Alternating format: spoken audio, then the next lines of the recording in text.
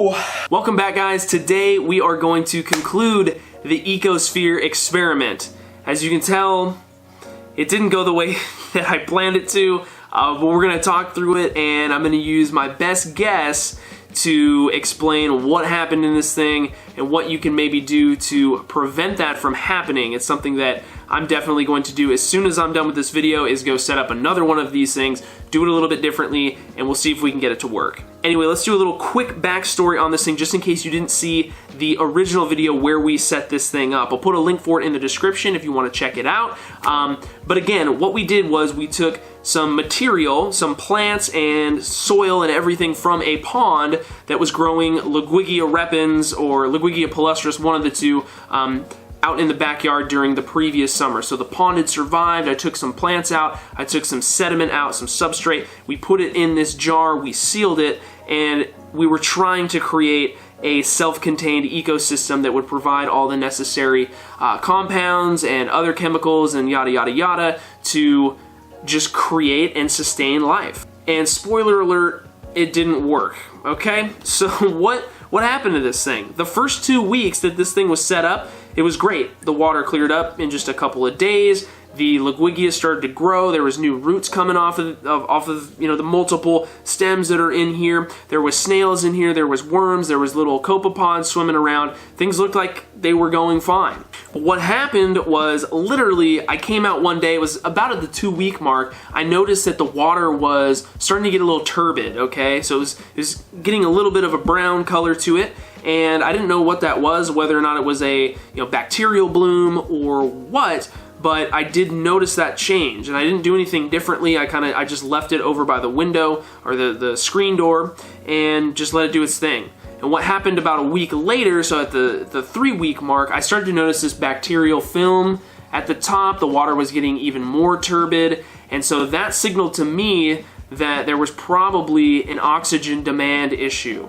Okay, so biological oxygen demand, or BOD, is a thing that is everywhere in any ecosystem. There's a demand for oxygen because so many organisms require it, okay? All the different types of bacteria, not all of them, but most of the aerobic heterotrophs that make up a lot of the microbial population in an aerobic environment, they need oxygen. So this signaled to me that the demand for oxygen was increasing because we have organisms that require oxygen are lining up essentially at the air-water interface to get that oxygen. If this was fully oxygenated and things were good, we probably wouldn't have a surface film like this.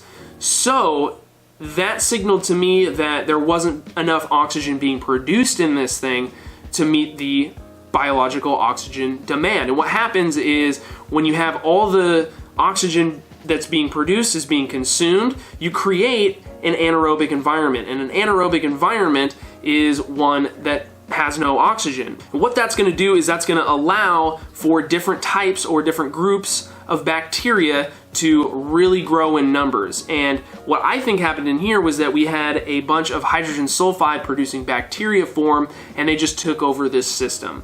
Let's go ahead and more or less confirm that. We don't know 100% what's going on in this thing, even from just having a basic understanding of microbial ecology. There's no way to 100% know, but I think by smelling this thing, we're going to be able to get closer. So yeah, that smells bad. That smells bad. Okay, so it smells a lot like rotten eggs, which is a sign of hydrogen sulfide. Okay, now there's probably a lot of other gases mixed in here. It's probably CO2 rich. It's probably, there could be a lot of methane in here, who knows? But I definitely think hydrogen sulfide is part of why we have this decay in the Liguigia. We never really had that much production of algae. All of those things, a strong growing plant system and algae all producing oxygen, could have prevented this from happening. I think it was because I just didn't give this system enough light. Either that or there wasn't enough plant material in it relative to the other bacteria that were kind of lurking, waiting down in here in the substrate. I just don't know.